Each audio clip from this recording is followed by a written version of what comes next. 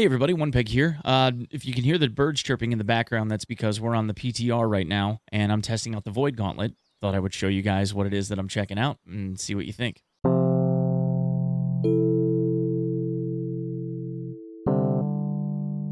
So first up on the PTR, and you'll have to excuse me for the letterboxing, but I'm playing this right now in ultra wide, so sorry. But if we're looking at the PTR off the knuckle, they give you a ton of gear. So there are 5 of every base stat type of gear set that you can focus on, play whatever you want to play. There's a whole bunch of consumables, all the stat food, etc., etc. So kind of nice that they hook you up like this. But onto the side of the Void Gauntlet. The Void Gauntlet's primary attribute is int and focus. So from a dynamism standpoint, depending on how you want to build it, you can either make yourself all DPS, you could make yourself a huge, heavily focus on healing. Although when I show you this, you probably will think that it doesn't make a whole lot of sense to do full focus. And then obviously con for hit points. If we look more closely at the Void Gauntlet itself, there are 2 kinds of schools of thought here. The first is Annihilation, which is based on more damage and much more heavily based in melee. And secondarily is Decay, which is more range-based, and both of these are operating from a debuff standpoint, but the Decay side of things is much more about, like, healing your buddies. There's a lot of variety here, and also a lot of, like, conflict, like internal conflict, if you want to think about it that way, between, like, how much int you want to put into it for damage, and then how much healing you want to get out of it from focus. So in the Annihilation side of things, this is basically built around being inside of 5 meters from your opponents. Because there's an ability like this, which is called Void Blade. You have the ability to turn the Void Gauntlet into like a Shadow Blade, and this blade does melee damage. Obviously, if you were to gem the Void Gauntlet, it would change this to much more elemental based, but you can left click for a basic attack or hold it down for a thrust attack, very similar to how the sword works, with the exception that it looks much more like a fist weapon. So you have 2 slashes and then an uppercut, or you can do a heavy forward slash. Now, one of the things that I do want to outline is when this Void Blade is up, you can block attacks with the blade should you so choose. However, the Void Gauntlet, when it is off, acts as a life tap, similar to how warlocks work in World of Warcraft. So you can use up your mana for your attacks and your spells, right? And then you can life tap your mana back. And that's instead of having a block with the base Void Gauntlet. From here, we have augments to the Void Blade. One says that on the start, when you cast it, you get 20% absorption for 5 seconds, which is nice. Makes you a little bit more tanky, especially if you're going to be in the melee side of things. And brawling, you probably are going to want to be in at least medium armor. Secondarily, we have 10% critical damage on Void Blade attacks, which again is nice. And then lastly, we have Leeching Blade, which says successful thrust attacks heals self for 5% of weapon damage per disintegrate stack on the target. The Void Gauntlet, for some of these skills, does what is called Disintegrate, which is just another name for a rend, but it also includes a dot. So Disintegrate stacks up to 3 times. It does 5% rend per stack, or like armor absorption reduction, so it makes them get hit harder. But it also has a dot for that same 5 to 15%, depending on how many stacks you have on them, which can, again, be fantastic utility. So what this is saying is that if I am hitting a target, it's 1, 2, 3 for the 3 stacks, and then every thrust attack would heal me for that 15% based on how many of those disintegrate stacks are still on the target. Now, again, this is based off of 15% of weapon damage, but the healing scales exclusively with focus. You have to be able to do a lot of damage, but you can also get scaling healing based off of focus, which means, again, the idea here is that you're going to want some kind of balance. Moving on from here, we have some utilities in Tier 1, 10% damage while below 50% mana, so we do 10% more damage if we're below 50% mana. We have 10% critical chance while above 50% health, a 10% cooldown reduction on all abilities when we crit, so again, being crit builds would be kind of nice. A 10% critical chance while our abilities are on cooldown, which I may have already said. Gaining in power when casting abilities within 5 meters of an enemy. Increasing damage by 10% for 5 seconds with a triple stack. So you could cast Void Blade, cast this skill Oblivion, and then cast this third skill Petrifying Scream, and then give yourself a huge 30% damage boost for 5 seconds. Then we have Efficient Harvest. Harvest Essence Health Drain is reduced by 50% while below 25% mana. Harvest Essence being this right-click ability. So if we are drained on mana and go to regenerate our own mana, that health drain is, instead of being 800 damage in the case of this, gets reduced by half, so it goes to 400 damage if we're below 25% mana. A nice utility skill. Then we have Leeching Agony, which says on critical hit, gain health equivalent to 15% of your damage done. So again, kind of like the Great Axe tree, crits are nice for this tree. And then lastly, the last utility skill is Refreshing Frailty, which says a 5% cooldown reduction on all abilities when successfully hitting enemies afflicted by 3 or more debuff stacks, which can be from different debuffs. So in War, this means that it's very much like the Hammer tree, where like on heavy or light attacks, we have the ability to regain some cooldowns. This is actually that on steroids because it's a 5% CDR as long as they have any debuffs on them. So in War, if you are operating in War with this, you're getting a whole lot back. Skill number 2 is Oblivion, summoning a circular rift of void energy at your feet that deals 30% weapon damage per second to enemies and grants empower on yourself and friendlies, increasing their damage by 20% in a 5-meter radius. This lasts for 6 seconds with a 20-second cooldown. And then lastly, we have, might as well cast it. So there, we have this Void Rift. You can see the buff. Now, this also gets augmented by Withering Oblivion that says your attacks inflict weaken to targets inside of the radius, reducing their damage by 5% for 5 seconds per hit with 3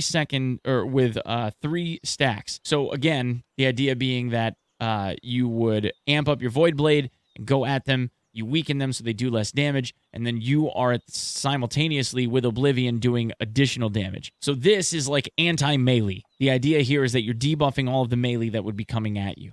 Then lastly, Invigorating Oblivion says 15 stamina per second for yourself and friendlies that are inside of the radius. So the regeneration only applies to you if you are not dodging currently. It won't help you tick up your stamina unless you are already regenerating it naturally. But you can see the jump right there by just standing in it. So a nice little utility spell. I don't know if the utility of that ability would necessarily be something that I would spec into, just giving how nuanced that is and how specific the time to use it would have to be. Then we have Petrifying Scream, which says you unleash a void-infused scream dealing 100% weapon damage, staggering and inflicting root to enemies 5 meters in front of you. This disables enemy movement for 2 seconds. You can increase the duration by an additional second if they're below 50% health, and for each enemy that you hit, you give yourself 10% damage absorption, stacking up to 3 times. So again, buffing yourself, making you more survivable while you stand in the stuff, right? And there's your Scream.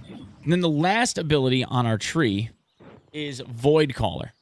On a successful ability hit, gain a stack of Void Essence. At 6 stacks, consume all stacks and gain a 3-meter aura that heals yourself and friendlies for 30% of your weapon damage and deals 30% weapon damage per second to enemies within it. Healing scales exclusively with focus.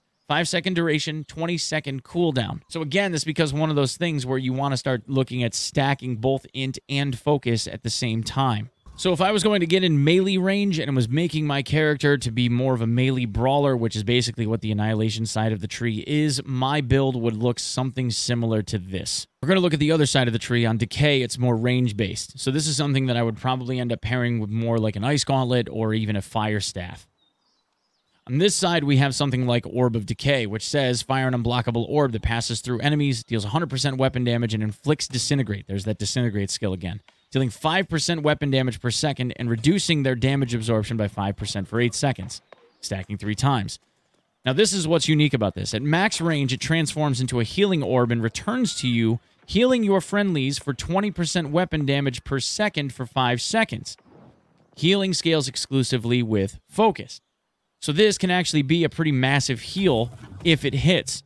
Now to augment this, this says you get 5% mana per enemy hit by the orb. Then we have the orb slowing enemies already afflicted by any debuff at all, reducing their movement speed by an additional 30%, which slows down people trying to flee significantly. And then lastly, this says Detonating Orb. Press the ability input again to detonate the orb with a 4-meter explosion radius. Depending on the orb's phase, the explosion will either damage enemies for 100% weapon damage and apply a stack of Disintegrate, or Heal friendlies for 70% weapon damage. Healing scales exclusively with focus. So here we have the orb that goes out. Secondly, we have Baleful Tether. This is a fire projectile that tethers you to an enemy, weakening it and empowering you by 4% per second with a 20% maximum. The tether ends if the target moves beyond 15 meters with a 10-second duration. So, Tethered Refresh says successful hits against the tethered target reduce other Void Gauntlet cooldowns by 5%, which is pretty massive. 100% mana regeneration while the tether is active, so you don't really have mana problems after this. And then lastly, Soul Eater says regain 80% of weapon damage as health if the tethered target dies. Scales exclusively with focus. So, we have the ability to tether someone with a little dart attack, as it seems, and that ends up kind of holding on to them with this little soul bond looking deal for a small duration of time. Fiery projectile that inflicts essence rupture for 10 seconds, healing anyone that hits the target for 20% of the damage done. Does not apply to damage over time. So then players additionally receive 15 stamina when hitting the afflicted target, and then lastly, friendlies within 4 meters of the afflicted target are healed for 80% of your weapon damage when Essence Rupture ends. Scales exclusively with focus. So, you have Essence Rupture that goes for 10 seconds, and then people beat on it and heal themselves for 20% of the damage that's done, which, again, I would assume ends up being increased by your focus. Perhaps not. Then we have 15 stamina when hitting the afflicted target, which, again, is nice because that gives people a ton of utility. And then lastly, 80% of the weapon damage as a heal when the rupture ends, as long as they're within 4 meters, again, melee range. So then we would hit the target like that, again, having to be relatively close. And then the target ends up getting beat on by people and healing people for the damage that they're doing. Again, making a focal target out of it. And then lastly, the ultimate ability that we have is Glimpse of the Void. A stack of Void Essence per successful ability hit. At four or more stacks, your next successful ranged heavy attack will instantly reset all Void Gauntlet cooldowns and remove all stacks. So the idea is that when you end up hitting somebody, you stack up Void Essence 4 times. Then when you do a ranged heavy, it instantly resets the Void Gauntlet cooldowns and removes all of the stacks. So it becomes an instant cooldown refresh as long as you're, I guess, paying attention to how many stacks you have on them. I'm not sure if this necessarily would end up being like a really fantastic addition because you'd have to really have good target tracking. You're also going to be heavily reliant on how easily or how well you end up hitting someone at range. From a utility perspective, though, some of these utility skills are pretty good. This one says 5% mana per successful ranged light attack against targets afflicted by Void Gauntlet debuffs. Cooldowns reduced by 10% per second while performing Harvest Essence. Again, cooldowns being reduced for life tapping is pretty sweet. 10% damage on a successful ranged heavy attack against targets that are more than 8 meters away, which is nice. Mana cost reduced by 25% while above 50% mana. Healing from ranged heavy attacks is increased by an additional 30% of the damage dealt if the target is below 50% health. Then we have successful ranged heavy attacks increase the duration of non-crowd control debuffs you have applied by 10%. We get 80% of our weapon damage as a heal. So if we're really trying to get out of dodge and we have full mana, then we can just dodge to heal our HP back up. So if you're going to right-click and life tap, I can just dodge to heal myself. Okay, so Mending Evasion does absolutely work, but it has an internal cooldown. If you notice, there's that little stopwatch, so watch, I'll dodge. And there's the heal, but you can see that there's now this 20-second countdown. This says delay before Mending Evasion can be triggered again. So it does heal. It just doesn't heal constantly and isn't included in the tooltip yet. Okay, so I've been messing around with this Void Gauntlet build.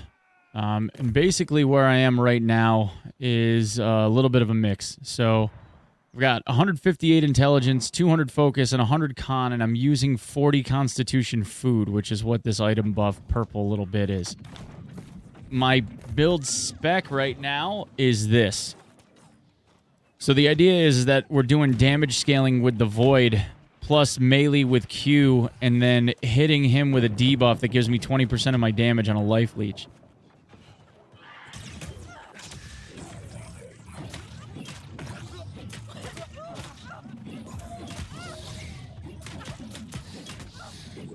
Holy shit, that hits hard. This is going to get nerfed. Oh my. So I'm just going to stand still and let him hit me a bunch of times here, so we can see how much damage it does.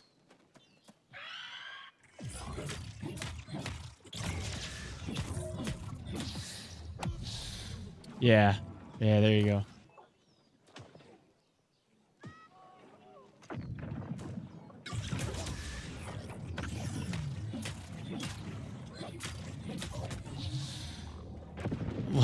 Holy shit.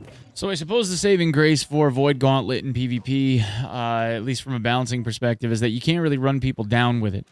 You could sacrifice Oblivion, which wouldn't give you the damage buff, and get Orb of Decay instead, which would give you a slow on people. They'd get a 30% movement slow. So there is that aspect of it, I suppose, if you really wanted to be diverse or more diverse in how you're built. But as a stand your ground build, like, Jesus, this is insane.